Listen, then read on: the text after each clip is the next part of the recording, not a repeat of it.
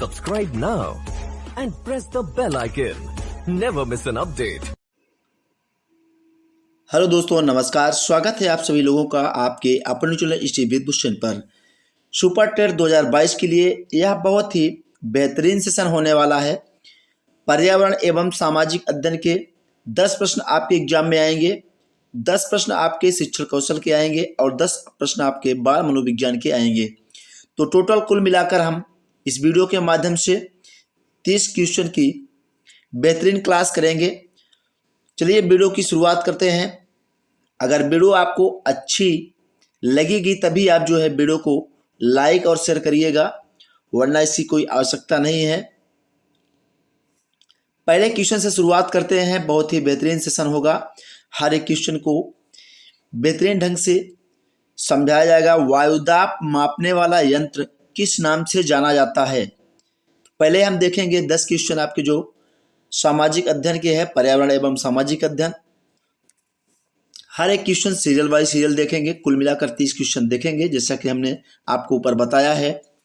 तो barometer, thermometer, seismograph, hygrometer, आपको बताना है वायुदाब मापने के लिए किस यंत्र का प्रयोग किया जाता है, या मापने वाला यंत्र का नाम आपको बताना है वायुदाब मापने वाला। तो सही जवाब होता है आपका ऑप्शन नंबर ए, बैरोमीटर।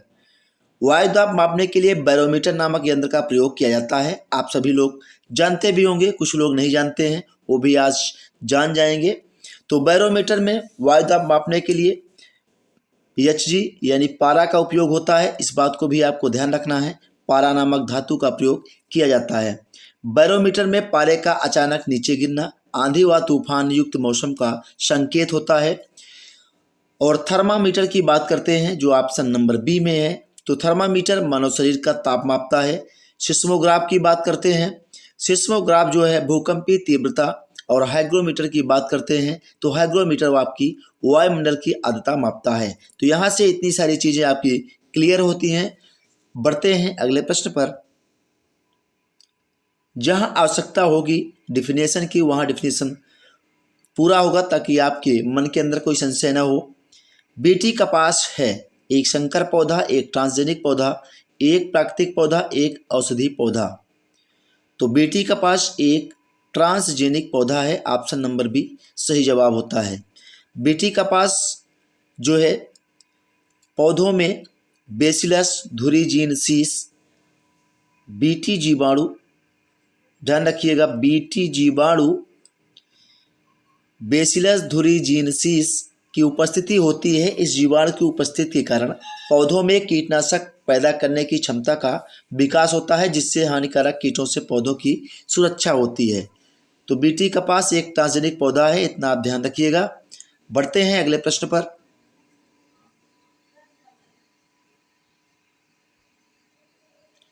निम्नलिखित में से कौन सा रसायन आम पकाने में प्रयोग होता है? Calcium carbonate, calcium hydroxide, calcium carbide, calcium chloride. तो कैल्शियम Ca, कैल्शियम कार्बाइड आपका यहाँ राइट आंसर होता है। CaC2 यहाँ लिख देते हैं, थोड़ा सा जगह कम है, यहाँ लिखते हैं, ध्यान दीजिएगा। CaC2 इसका रासायनिक सूत्र होता है। इसे जो है आपको ध्यान रखना है। आम या अन्य फसलों को पकाने के लिए कैल्शियम कार्बाइड यानी CaC2 का प्रयोग किया जाता है। इस रसायन से एसिटिलीन नामक गैस का उत्सर्जन होता है जो फल को पकाने में सहायक होता है। तो इतनी बातें आपको यहाँ से ध्यान रखनी है। बढ़ते हैं अगले क्वेश्चन पर और अगले क्वेश्चन को देखते हैं। भारत में हिमालय की सबसे ऊंची चोटी का नाम आपको बताना है। तो mount K two, mount Everest, mount Kanchenjunga, mount Dhaulagiri. तो भारत में हिमालय की सबसे ऊंची चोटी का नाम माउंट केटू आपका सही जवाब हो जाएगा। देखिए, भारत में स्थित हिमालय की सबसे ऊंची चोटी केटू यानी गाडविन ऑस्टिन है। यहाँ आपको गाडविन ऑस्टिन भी ध्यान रखना है, क्योंकि कहीं आपको ये भी लिखा मिल सकता है। ये चीज़ें आपको यहाँ ध्यान रखना है। ये जो चोटी है जम्मू कश्मीर के काराकोरम श्रेणी में स्थित है। ये बातें भी आपको ध्यान रखना है। या जो चोटी है जम्मू कश्मीर के काराकोरम श्रेणी में स्थित है। इस चोटी की ऊंचाई 8,611 मीटर है। अगर विश्व की सबसे ऊंची चोटी आपसे पूछा जाए तो एवरेस्ट है, जो हिमालय की चोटी है और ये नेपाल में स्थित है, ये भी आपको ध्यान रखना है। और इसकी ऊंचाई 8,848 मीटर आपको ध्यान रखना है। 8,848 ध्यान रखना है और 8,611 मीटर K2 की ऊंचाई है। तो यहाँ से ये 3-4 चीज़ें आपको ध्यान रखना है। बढ़ते हैं अगले क्वेश्चन पर। प्रकाश संश्लेषण संपादित होता है सभी पौधों द्वारा, सभी जंतु एवं पौधों द्वारा, सभी हरे पौधों द्वारा, वायरसों द्वारा। तो प्रकाश संश्लेषण सभी हरे पौधों द्वारा संपादित होता है। ऑप्शन नंबर सी यहाँ सही जवाब होता है आपका। देखिए सजीव कोशिकाओं के द्वारा, यहाँ आपका जो प्रश्न है इसका थोड़ा सा डिफिनेशन देख लेते हैं। सजीव कोशिकाओं के द्वारा आप जानते हैं प्रकाशीय ऊर्जा को रासायनिक ऊर्जा में परिवर्तित करने की क्रिया को प्रकाश संश्लेषण कहते हैं। और प्रकाश संश्लेषण वह क्रिया है जिसमें पौधे अपने हरे रंग वाले अंगों जैसे पत्ते द्वारा सूर्य के प्रकाश की उपस्थिति में वायु से कार्बन डाइऑक्साइड तथा भूमि से जल लेकर जटिल कार्बनिक खाद्य पदार्थों जैसे कार्बोहाइड्रेट्स का निर्माण करते हैं और ऑक्सीजन जो है बाहर निकालते हैं। तो यहाँ से प्रकाश संश्लेषण के बारे में भी आपको जानकारी हो गई होगी। अब अगला क्वेश्चन देखते हैं। एलोरा के कैलाश मंदिर का निर्माण कराया गया था चालुक्यों द्वारा, चोलों द्वारा, पल्लवों द्वारा, राष्ट्रकूटों द्वारा।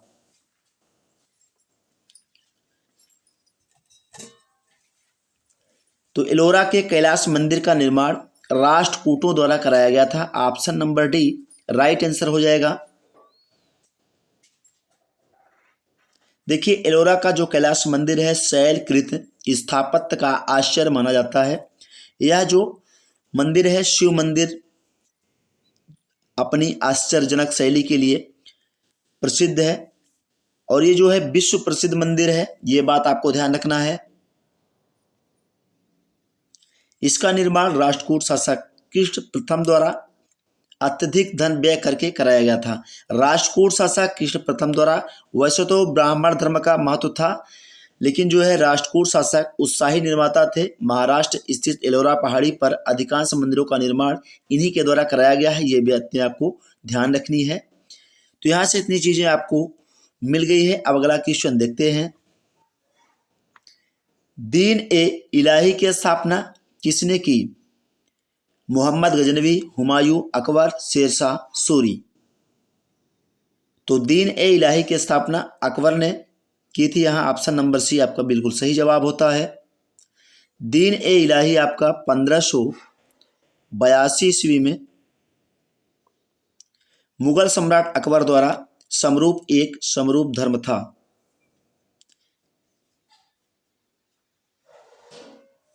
अगला क्वेश्चन देखते हैं।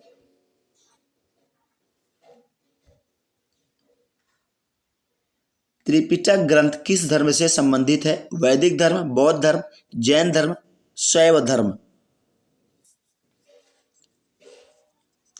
अगर वीडियो आपको अच्छी लगी है तो अब जो है आप वीडियो को लाइक और शेयर कर दीजिए। अगर आप चैनल पर नए हैं चैनल को प्लीज़ सब्सक्राइब जरूर कर दीजिएगा और बेल आइकन को प्रेस कर दीजिए, जिससे आपको हर एक नए वीडियो की नोटिफिकेशन सबसे पहले मिले।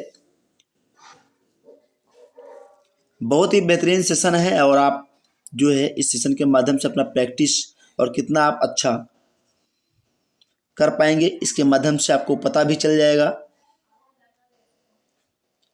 तो त्रिपिटक ग्रंथ किस धर्म से संबंधित है? ये आपका बौद्ध धर्म से संबंधित है। देखिए त्रिपिटक शब्द का अर्थ होता है तीन पिटारी।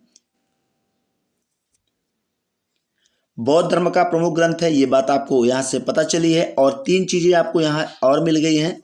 इसका शाब्दिक अर्थ आपका होता है तीन पिटारी। ये भी पूछा जा सकता है। अगर प्रश्न को और अधिक जो है कठिन बनाया जा सकता है तो ये इसी टाइप के बनाया जा सकता है। इस बात को आपको ध्यान रखना है।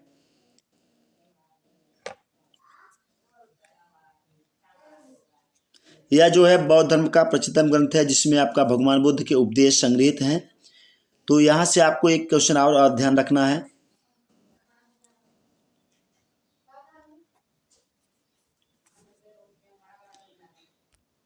देखिए, आप लोग लाइक नहीं करते हैं और शेयर नहीं करते हैं ताकि और अधिक से अधिक लोग जुड़ सके। दिलवाड़ा जैन मंदिर जो है उदाहरण है जैन स्थापत्य के। शायद आंसर हमने पहले ही आपको बोल दिया है, क्योंकि दिलवाड़ा मंदिर उदाहरण है, यहाँ क्वेश्चन पूछा गया है। चलिए, जब हमने आपको आंसर बता दिया है तो दिलवाड़ा का जैन मंदिर जैन संप्रदाय का उदाहरण है, ये बात आपको ध्यान रखना है। दिलवाड़ा मंदिर जो है 5 मंदिरों का एक समूह है। यह राजस्थान के सिरोही जिले के माउंट आबू नगर में स्थित है। तो ये चीज़ें आपको ध्यान रखनी है। इन मंदिरों का निर्माण 11वीं और 13वीं शताब्दी के बीच हुआ था। यह जो है शानदार मंदिर जैसे आपके जैन धर्म के तीर्थंकरों को समर्पित है। दिलवाड़ा के मंदिर में विमल वासाही मंदिर और प्रथम तीर्थंकर को समर्पित सर्वाधिक प्राचीन जो आपका 1031 ध्यान रखिएगा ईस्वी में बना था। तो बस इससे आपको चुनिंदा चीज़ें आपको ध्यान रखनी है, ज़्यादा और कुछ नहीं ध्यान रखना है। अगला क्वेश्चन देखते हैं। भारत के राष्ट्रपति को उसके कार्यकाल से हटाया जा सकता है? प्रधानमंत्री द्वारा, उच्चतम न्यायालय द्वारा, मुख्य चुनाव आयुक्त द्वारा, संसद द्वारा।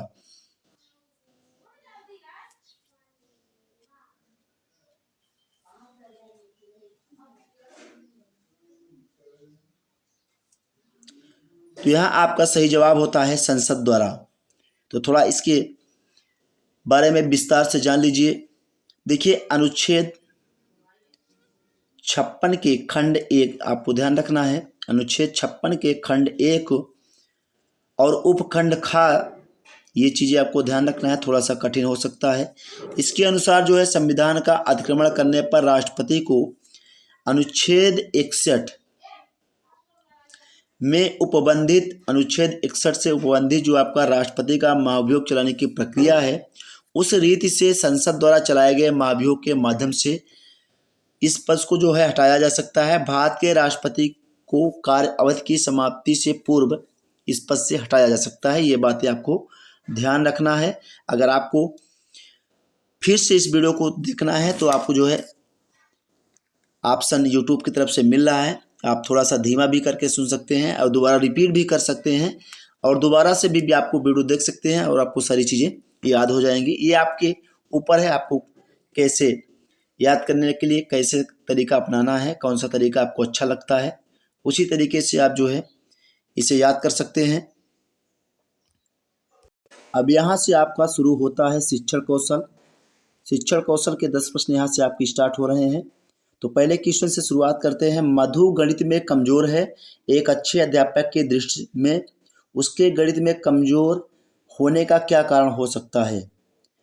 तो प्राय लड़कियां गणित में कमजोर होती हैं। उसके माता पिता अनपढ़ हैं। उसके अध्ययन में रुचि नहीं है। गणित शिक्षण की विधि त्रुटिपूर्ण है। तो शिक्षण कौशल में बस आपको प्रश्न बिल्कुल अच्छे ढंग से पढ़ना है। आंसर जो है खुद में खुद आपको बताएगा कि हम ही आंसर हैं। तो यहाँ आप जो है आंसर पता कर लिए होंगे अब तक कि मधु गणित में कमजोर है। एक अच्छे अध्यापक की दृष्टि में उसके गणित में कमजोरी का क्या कारण हो सकता है? तो गणित शिक्षण की विधि त्रुटिपूर्ण है, ये कारण हो सकता है। Option number D right answer होता है। ये आपकी निगेटिव चीज़ें हैं तो ध्यान रखना है, पॉजिटिव और निगेटिव। अगला क्वेश्चन क्या कह रहा है कि यदि कोई बच्चा विद्यालय में हमेशा देर से पहुंचता है तो आप क्या करेंगे? उसे डांटेंगे? तो ऐसा कुछ भी आप करेंगे नहीं, क्योंकि ये शिक्षक का गुण रहे हैं। ऑप्शन नंबर बी क्या कह रहा है कि प्रधानाचार्य को बताएंगे, तो ये भी चीज़ें आपको नहीं करना है। उसके माता पिता से संपर्क करेंगे, चलिए इसको छोड़ देते हैं, शायद हो सके इससे भी पॉजिटिव आंसर आपको बताना है। बच्चे से बातचीत करके कारण जानने का प्रयास करेंगे। तो सबसे बेहतरीन आंसर है ऑप्शन नंबर डी। तो यहाँ आपका सही जवाब होता है कि यदि कोई बच्चा विद्यालय में हमेशा देर से पहुँचता है तो आप जो है उस बच्चे से बातचीत करके कारण जानने का प्रयास करेंगे। अगला क्वेश्चन देखते हैं।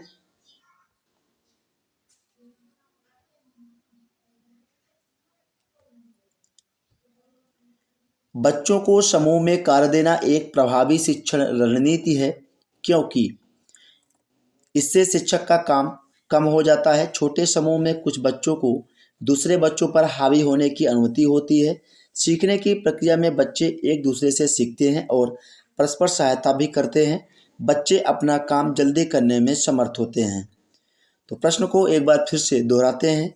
बच्चों को समूह में कार्य देना एक प्रभावी शिक्षण रणनीति है, क्योंकि सीखने की प्रक्रिया में बच्चे एक दूसरे से सीखते हैं। यही चीज़ आपको सबसे पॉजिटिव मिल रहा है और परस्पर सहायता भी करते हैं। सबसे बेहतरीन आंसर है। तो ऐसे ही आंसर आपको शिक्षण कौशल बाल मनोविज्ञान में देखना है, क्योंकि यहाँ जो है बहुत मिलते जुलते आंसर आपको दिखाई पड़ते हैं और कंफ्यूज करते हैं। अध्यापिका ने ध्यान दिया कि पुष्पा अपने आप, ये पुष्पा मूवी आप ध्यान में न रखिएगा, दिमाग में सारे लोगों के पास उसका डायलॉग ध्यान में रहता है और पढ़ने वाली चीज़ें ध्यान में नहीं रहती हैं। अपने आप किसी एक समस्या का समाधान नहीं कर सकती, फिर भी वह एक वयस्क या साथी के मार्गदर्शन की उपस्थिति में ऐसा करती है। इस मार्गदर्शन को क्या कहते हैं? पार्श्वकरण, पूर्व क्रियात्मक चिंतन, समीपस्थ विकास का क्षेत्र, सहारा देना। तो ध्यान रखिएगा, बहुत इंपॉर्टेंट क्वेश्चन है। ऐसा क्वेश्चन आपका सीटेट फिर नहीं चल रहा सही से, यूपी टेट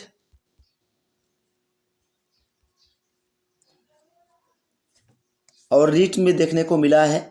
मतलब कि एक तरह से समझ लीजिए कि ये रिपीट होने वाला क्वेश्चन है।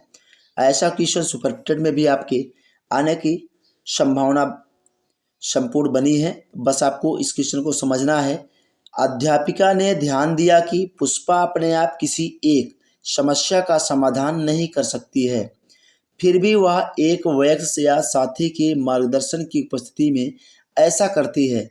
इस मार्गदर्शन को कहते हैं, तो सहारा देना कहते हैं इस प्रकार के मार्गदर्शन को। तो ध्यान रखना है आपको, बहुत ही इम्पोर्टेंट क्वेश्चन है, क्योंकि ये रिपीट हो रहा है, हर बार पूछा जा रहा है एग्जाम में। चलते हैं अगला क्वेश्चन देखते हैं। बच्चों की सीखने की प्रक्रिया में माता पिता को डॉट डॉट खाली स्थान में भूमिका निभानी चाहिए। अग्रोन्मुखी, सहानुभूतिपूर्ण, तटस्थ, नकारात्मक। देखिए, बच्चों की सीखने की प्रक्रिया में माता पिता को अग्रोन्मुखी भूमिका निभानी चाहिए। ऑप्शन नंबर ए आपका सही जवाब है। अगला क्वेश्चन देखते हैं। सुरेश सामान्य रूप से एक शांत कमरे में अकेले पढ़ना चाहता है, जबकि मदन एक समूह में अपने मित्रों के साथ पढ़ना चाहता है। यह उनके खाली स्थान में विभिन्नता के कारण आपको बताना है। अभिक्षमता है, अधिगम शैली होगी, परावर्तन शैली और मूल्य। तो क्वेश्चन को एक बार फिर से रिपीट करते हैं और अपना आंसर जो है सभी लोग फटाफट से कमेंट करते जाएं। सुरेश सामान्य रूप से एक सामान्य कमरे में अकेले पढ़ना चाहता है, जबकि मदन एक समूह में अपने मित्रों के साथ पढ़ना चाहता है। यह उनके खाली स्थान में विभिन्नता के कारण है। तो यह जो विभिन्नता है उसका सही जवाब होता है ऑप्शन नंबर बी, अधिगम शैली में विभिन्नता के कारण ये होता है कि सुरेश जो है सामान्य रूप से एक शांत कमरे में अकेले पढ़ना चाहता है, जबकि मदन एक समूह में अपने मित्रों के साथ पढ़ना चाहता है। यह उनकी अधिगम शैली की विभिन्नता है। अगला क्वेश्चन देखते हैं।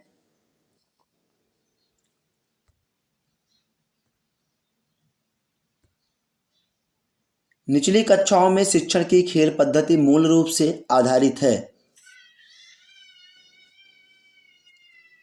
शिक्षण पद्धति के सिद्धांतों पर, विकास एवं वृद्धि के मनोवैज्ञानिक सिद्धांतों पर, शिक्षण के समाजशास्त्रीय सिद्धांतों पर, शारीरिक शिक्षा कार्यक्रमों के सिद्धांत पर। निचली कक्षाओं में शिक्षण की खेल पद्धति मूल रूप से आधारित है विकास एवं वृद्धि के मनोवैज्ञानिक सिद्धांतों पर। Option number B right answer है। नेक्स्ट अगला क्वेश्चन देखते हैं।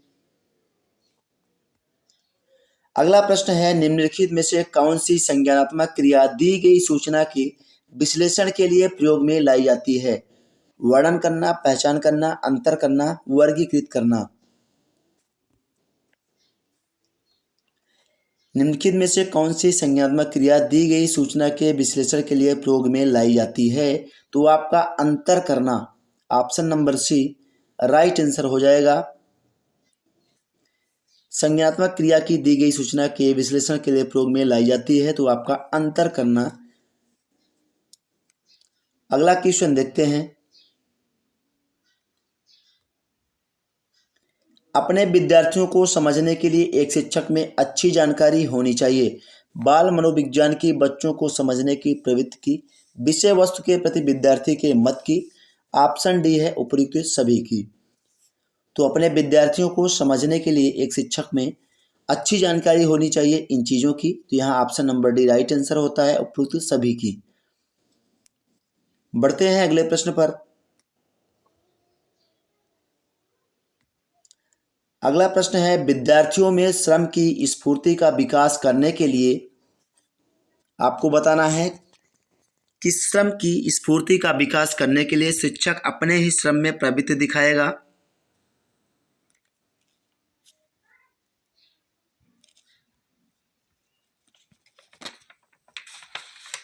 शिक्षक श्रम के महत्व पर व्याख्यान करेगा। समय समय पर विद्यार्थियों को श्रम करने का अवसर देना पड़ेगा। ऑप्शन डी है विद्यार्थियों को श्रम करने वाले लोगों का उदाहरण देना पड़ेगा। विद्यार्थियों में श्रम की स्फूर्ति का विकास करने के लिए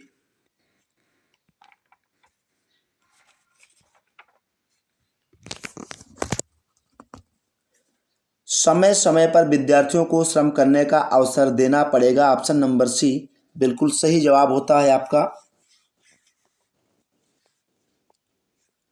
बढ़ते हैं अगले क्वेश्चन पर, और अगले क्वेश्चन जो होंगे आपके बाल मनोविज्ञान के होंगे। यहाँ से पियाजे से आपका शुरू होता है बाल मनोविज्ञान, ध्यान रखिएगा। अब जो है बाल मनोविज्ञान के 10 क्वेश्चन की शुरुआत यहाँ से होती है। तो पियाजे के सिद्धांत के अनुसार प्राक संक्रियात्मक अवस्था की अवधि क्या है? 2 से 7 साल, 4 से 8 साल, जन्म से 2 साल, 5 से 8 साल। तो पियाजे के सिद्धांत के अनुसार प्राक संक्रियात्मक अवस्था की अवधि 2 से 7 साल होती है। ध्यान रखिएगा, बहुत ही इंपॉर्टेंट क्वेश्चन है। वेरी IMP लगा लीजिए, स्टार लगा लीजिए आप। देखिए, इस अवस्था में बालक स्वकेंद्री व स्वार्थी न होकर दूसरे के संपर्क से एक ज्ञान अर्जित करता है। वह खेल, अनुकरण, चित्र निर्माण तथा भाषा के माध्यम से वस्तुओं के संबंध में अपनी जानकारी अधिकाधिक बढ़ाता है। तो 2 से 7 साल आपका यहाँ सही जवाब होता है, पियाजे के सिद्धांत के अनुसार प्राक संक्रियात्मक अवस्था की अवधि।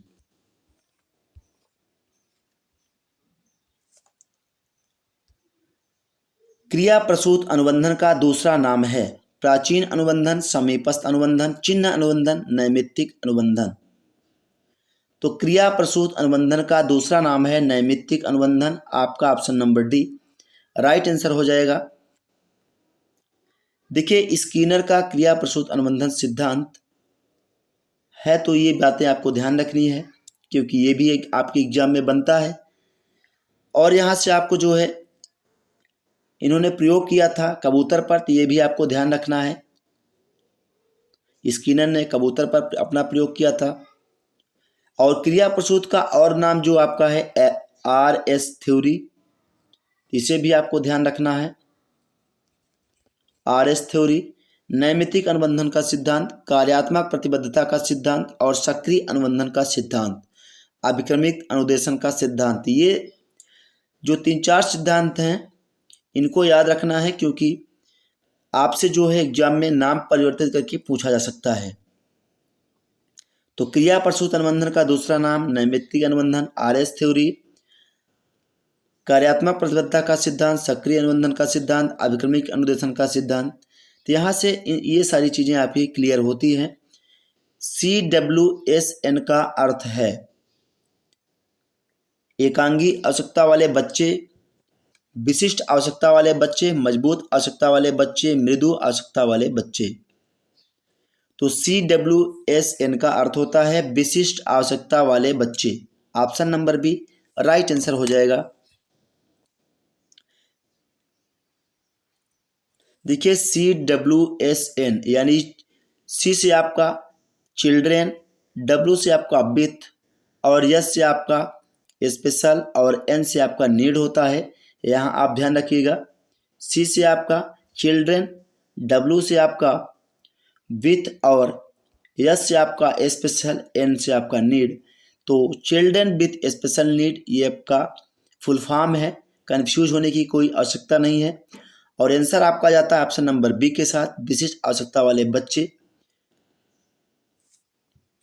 क्योंकि ये पूरा नाम है आपका चिल्ड्रन विथ स्पेशल नीड। और हिंदी में आप देख ही रहे हैं विशिष्ट आवश्यकता वाले बच्चे ये दिया गया है। देखिए विशिष्ट आवश्यकता वाले बच्चे जो है सामान्य बच्चों से विशिष्ट होते हैं। ये चीज़ें आपके दिमाग में हमेशा के लिए सेट होनी चाहिए। और साथ में आपको ये भी ध्यान रखना है कि मनोवैज्ञानिक क्रो एंड क्रो के अनुसार विशिष्ट प्रकार या विशिष्ट पद किसी गुण या उन गुणों से युक्त व्यक्ति पर लागू होता है जिसके कारण वह व्यक्ति साथियों का ध्यान अपनी ओर विशिष्ट रूप से आकर्षित करता है और उसके व्यवहार की अनुक्रिया भी प्रभावित होती है। बढ़ते हैं अगले क्वेश्चन पर। हम करके सीखते हैं किसने कहा था? Simpson, doctor Mace, Yokum, Kolesnik. तो हम करके सीखते हैं ये डॉक्टर मेस ने कहा था। ऑप्शन नंबर बी सही जवाब होता है आपका। डॉक्टर मेस का कथन है ये स्मृति का स्थान मस्तिष्क में नहीं वरन शरीर के अवयवों में है, यही कारण कि हम करके सीखते हैं। सीखना जो है जीवन पर्यंत चलने वाली क्रिया है, ये आप जानते भी हैं। और व्यवहार में कोई भी अपेक्षाकृत स्थायी परिवर्तन अधिगम है, और जब हम किसी कार्य को करते हैं तो उससे अधिगम की वृद्धि होती है। बच्चों में प्रतिभाशालिता खाली स्थान के कारण हो सकती है। एक संसाधन समृद्ध वातावरण, एक अनुशासित दिनचर्या, आनुवंशिकता और वातावरण के बीच अंतःक्रिया, सफल माता पिता। तो बच्चों में प्रतिभाशालिता आनुवंशिकता और वातावरण के बीच अंतःक्रिया के कारण हो सकती है। ऑप्शन नंबर बी बिल्कुल सही जवाब होता है इस प्रश्न का। प्रसिद्ध मनोवैज्ञानिक गाल्टन ने 1977 ईस्वी में एक अध्ययन किया जिसमें उन्होंने पाया कि व्यक्तिगत भिन्नता आनुवंशिकता का परिणाम है, न कि परिवेश का प्रभाव। उन्होंने इस अध्ययन में इंग्लैंड के उच्च कोटि के व्यक्तियों पर अध्ययन किया। इस अध्ययन द्वारा यह स्पष्ट हो गया कि बुद्धि तथा मानसिक योग्यताओं पर आनुवंशिकता का प्रभाव अत्यधिक होता है। अब बढ़ेंगे नेक्स्ट अगले क्वेश्चन पर।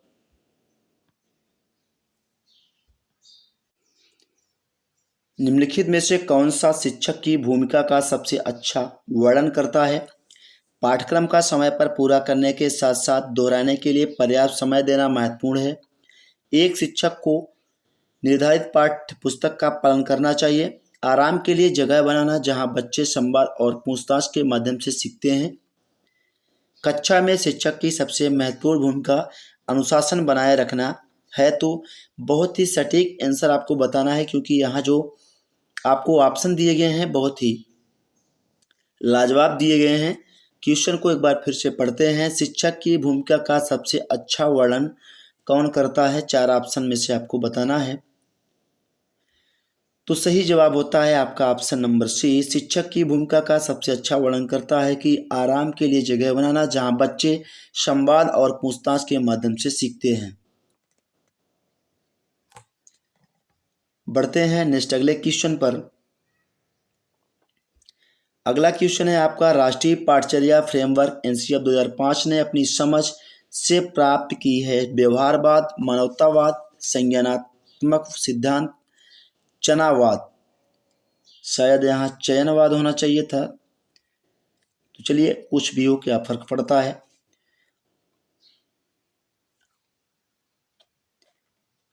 तो राष्ट्रीय पाठचर्या फ्रेमवर्क 2005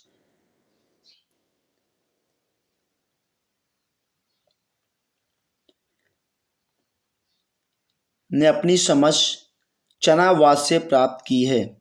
यहाँ चनावाद ही होगा, ये बात आपको ध्यान रखना है। ये सही लिखा है बिल्कुल। तो चनावाद से प्राप्त की है। राष्ट्रीय परिचर्या की रूपरेखा 2005 एनसीईआरटी 2005 का उदाहरण रविन्द्रनाथ टैगोर हैं। आप ध्यान रखिएगा, उदाहरण भी आपसे पूछा जा सकता है क्योंकि उनके निबंध सभ्यता और प्रगति से हुआ है, जिसमें उन्होंने बताया है कि सृजनात्मकता उदार आनंद बचपन की कुंजी है। और राष्ट्रीय परिचर्या 2005 का मुख्य उद्देश्य जीवन एवं एग्जाम के मध्य की दूरी को कम करना था। तो ये चीज़ें आपको ध्यान रखनी है। कई चीज़ें आपके एनसीईआरटी 2005 से पूछी जाती हैं आपके एग्जाम में। एक बहुत ही बड़ी चीज़ है जो आपसे बार बार पूछी जाती है कि विद्यालय जीवन को बाहरी जीवन से जोड़ना। तो ये एनसीईआरटी की प्रक्रिया में आता है, ये चीज़ें आपको ध्यान रखना है। अगला क्वेश्चन देखते हैं। बुद्धिलब्धि या आईक्यू की अवधारणा दी गई थी बिने के द्वारा, गेल्टान के द्वारा, टर्मन के द्वारा, स्टर्न के द्वारा। तो बुद्धिलब्धि या आईक्यू की अवधारणा दी गई थी स्टर्न के द्वारा। Option number D right answer हो जाएगा। बुद्धिलब्धि या इंटेलिजेंस कोसेंट, ये चीज़ें, ये जो अवधारणा है जर्मन मनोवैज्ञानिक विलियम स्टर्न के द्वारा 1912, ये चीज़ें आपको ध्यान रखनी है। ईस्वी भी आपसे पूछा जा सकता है। 1912 ईस्वी में 20वीं सदी की शुरुआत में अल्फ्रेड वाइनेट और थियोडोर शिमोन द्वारा प्रभावित पद्धति के लिए किया गया था, जो आधुनिक बच्चों के बौद्धिक परीक्षण के लिए अपनाया गया था। अगला क्वेश्चन देखते हैं। दिव्यांग जन अधिकार अधिनियम वर्ष किस सन में लागू किया गया है? 1995, 1992, 2016, 1999। तो दिव्यांग जन अधिकार अधिनियम वर्ष 2016 में लागू किया गया है। इस अधिनियम के लागू होने से दिव्यांगों को कई प्रकार की सुविधाएं उपलब्ध हुई। सरकारी नौकरियों में अब दिव्यांगों को 3 की बजाय 4% आरक्षण मिलेगा। केंद्र सरकार द्वारा दिव्यांगजन अधिकार अधिनियम 1995, देखिए जो ऑप्शन में ये दिया गया है, ये आपका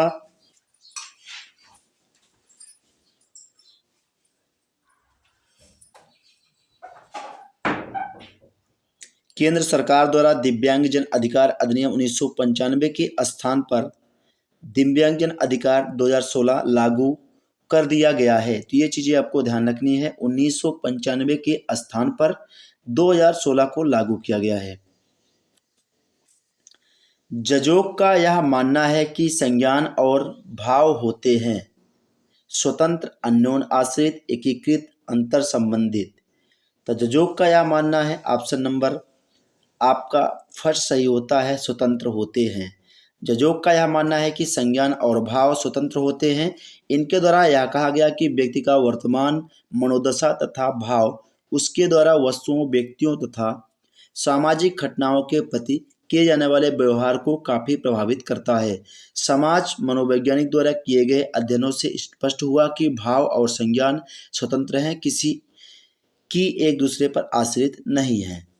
तो इस तरह आपके 3 टॉपिक से जो हमने प्रश्न लिए थे, टोटल 30 क्वेश्चन पूरे होते हैं। अगर वीडियो आपको अच्छी लगी है तो आपको वीडियो को लाइक और शेयर करना है, वरना वीडियो को लाइक और शेयर करने की आवश्यकता नहीं है। मिलेंगे नेक्स्ट अगले वीडियो में। Thank you for watching.